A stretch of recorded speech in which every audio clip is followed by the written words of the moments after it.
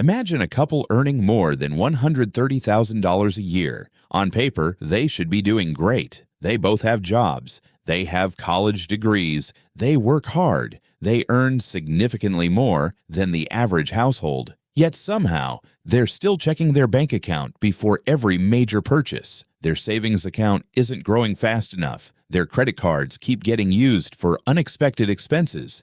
And every month seems to end with the same question: where did all the money go? If that sounds familiar, you're not necessarily bad with money. You may be caught inside a financial system where higher income automatically creates higher expenses. And that's the part most people don't talk about, because we're constantly told that the solution to financial stress is simple: earn more money. But what happens when you earn more and your lifestyle expands at exactly the same speed? You don't become wealthier, you simply become more expensive to maintain. And that brings us to one of the most important concepts in modern personal finance: the two-income trap.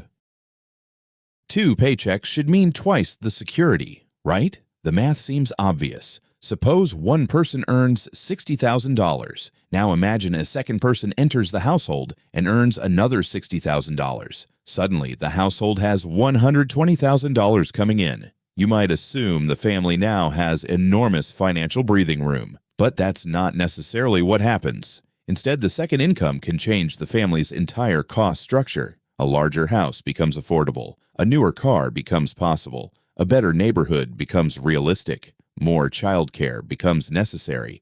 More commuting can be added. More convenience spending follows. And suddenly, the household isn't living on $60,000 plus an extra $60,000. It's living a lifestyle designed around $120,000. That's a huge difference. The extra income doesn't necessarily become wealth. It can become new obligations. And once those obligations become permanent, reducing income becomes incredibly difficult.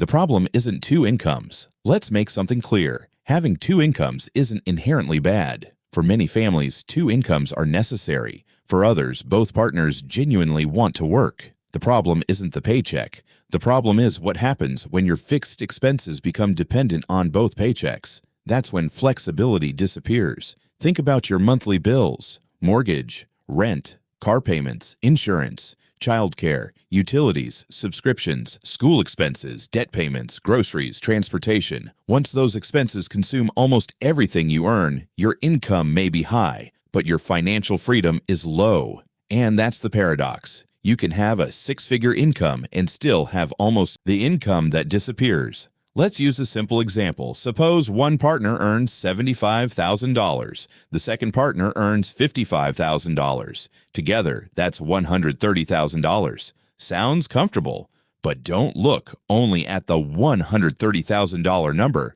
Look at what the second income actually contributes after the cost created by having that second job. Taxes take a portion. Transportation costs money. A second vehicle may be necessary. Childcare can become a major expense. Eating out becomes more common when both adults are exhausted. Food delivery becomes convenient. House cleaning may become necessary. Home projects get outsourced. Time becomes scarce. And scarcity of time has a price.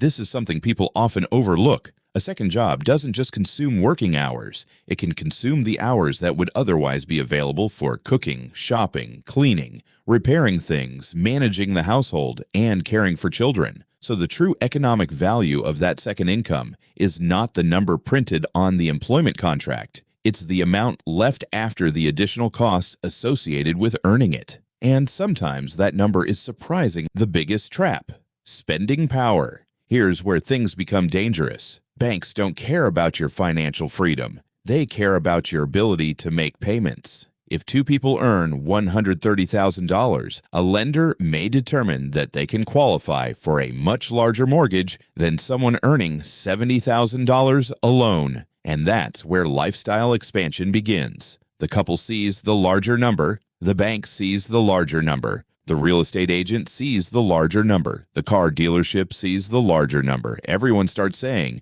you can afford more. But there's a major difference between being able to qualify for something and being able to comfortably afford it. If your mortgage requires both salaries, you've created a financial dependency. If your cars require both salaries, you've created another dependency. If childcare, private activities, travel, and everyday spending all depend on two salaries continuing indefinitely, your household has very little room for disruption. Everything works until something goes wrong. What happens when life interrupts the plan? Imagine one person loses their job, or gets sick, or wants to take 6 months away from work to care for a child, or needs to help an aging parent, or experiences burnout, or wants to change careers. Suddenly, the second income isn't there, but the expenses remain.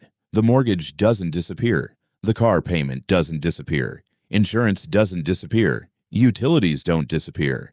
Food doesn't disappear. Childcare may not disappear either. That's the weakness of a household operating at maximum capacity. There's no room for life to happen. And life always happens. The old model had something we often forget. For much of the 20th century, the typical family structure was different. One adult was often the primary breadwinner, while another adult handled much of the household work. That model had plenty of problems and shouldn't be romanticized. But financially, there was one interesting feature: unused earning capacity. If the primary income disappeared, the second adult could potentially enter the workforce. The family had a financial backup mechanism. Today, many households have already activated both incomes simply to maintain their normal lifestyle. There is no unused capacity left. Both adults are working, both incomes are committed, and both incomes may already be spoken for before payday arrives. That's the real vulnerability. Why more money can create more pressure? There's another psychological problem. When income increases, people often upgrade their definition of normal. A smaller apartment becomes unacceptable. Then comes the larger house. The older car gets replaced. Then comes the second vehicle. The basic vacation becomes a more expensive vacation. Simple meals become restaurants and delivery. The old neighborhood becomes too far away. The cheaper school district becomes not good enough. None of these individual decisions necessarily look irresponsible. That's what makes lifestyle inflation so powerful. It happens gradually. One upgrade doesn't destroy your finances, but dozens of small upgrades can permanently increase your monthly burn rate. And eventually, your old income becomes impossible to return to. The housing problem. Housing is especially important. When households have access to two incomes, they can often qualify for larger mortgages. But when millions of buyers have greater purchasing power, competition for desirable homes increases. People bid against each other. A house that once looked expensive becomes normal, then the next price level becomes normal, and eventually families can find themselves spending enormous amounts simply to live in a neighborhood with good schools, shorter commutes, or better amenities. The house becomes more than shelter. It becomes the largest financial commitment in the family's life. And once that mortgage is based on two incomes, both incomes become necessary to keep the system running. That's where the trap becomes difficult to escape.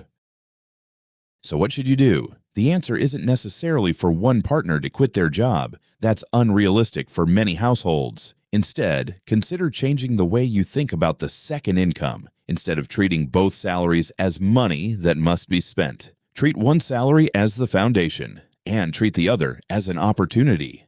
That changes everything.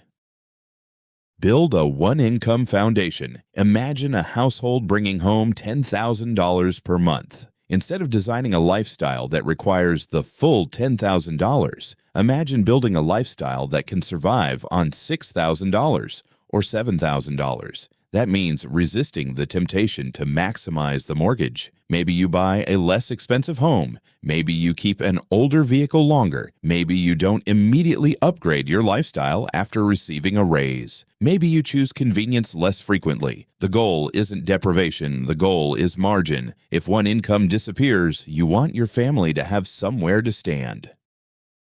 What do you do with the second income? This is where things get interesting. If the household can live comfortably on one income, the second income can be directed toward building wealth. First, build an emergency fund. Then, eliminate expensive debt. Then, increase retirement contributions. Then, invest consistently in diversified long-term investments. Over time, something powerful happens. The money you saved begins producing returns. Those returns produce more returns. And eventually, your investments begin creating an additional source of financial power. You have transformed the second paycheck. Instead of using it to support a bigger lifestyle, you're using it to create independence.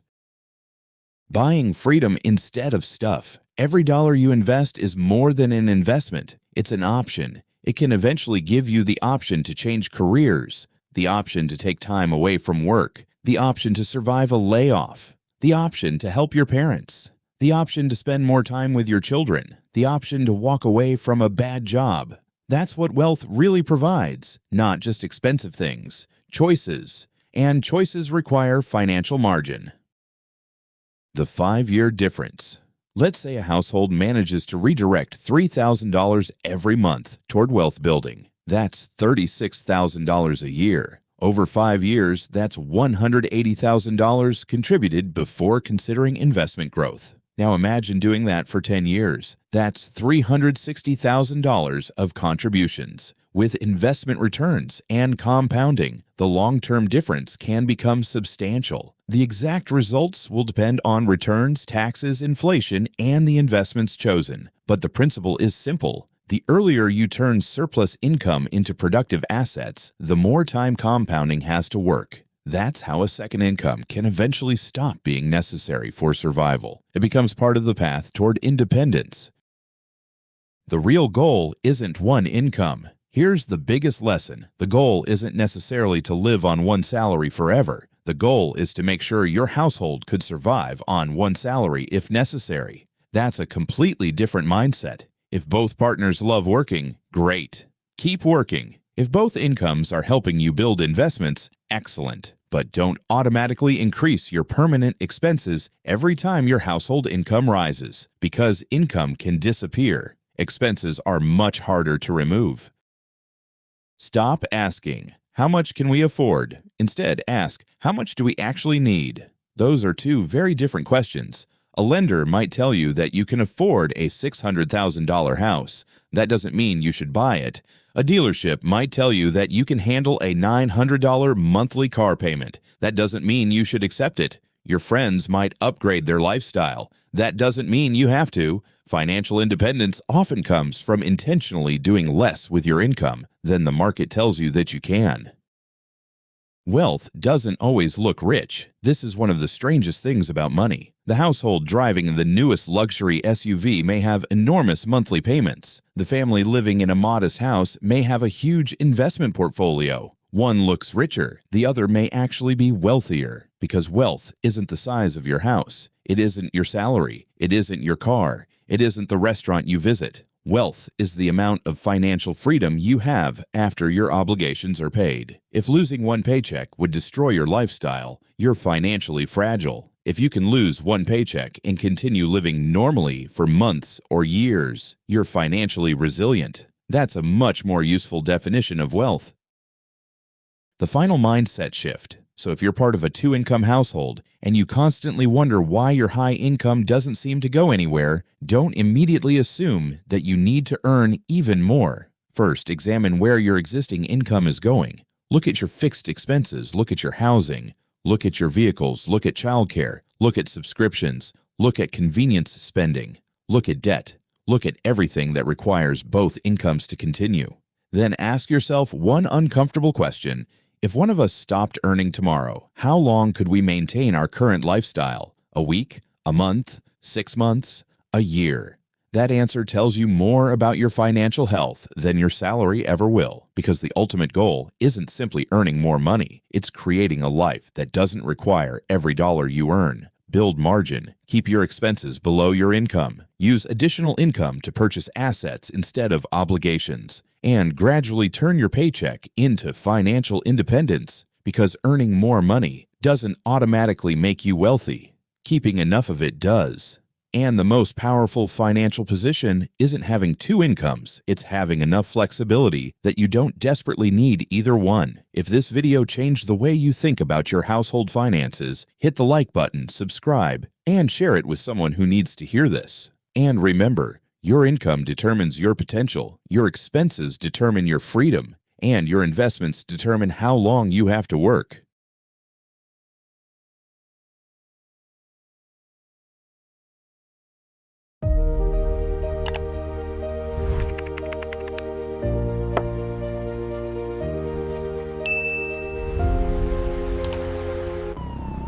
Thanks for watching Billionaire Blueprint. For more exciting videos, please subscribe to the channel and keep watching.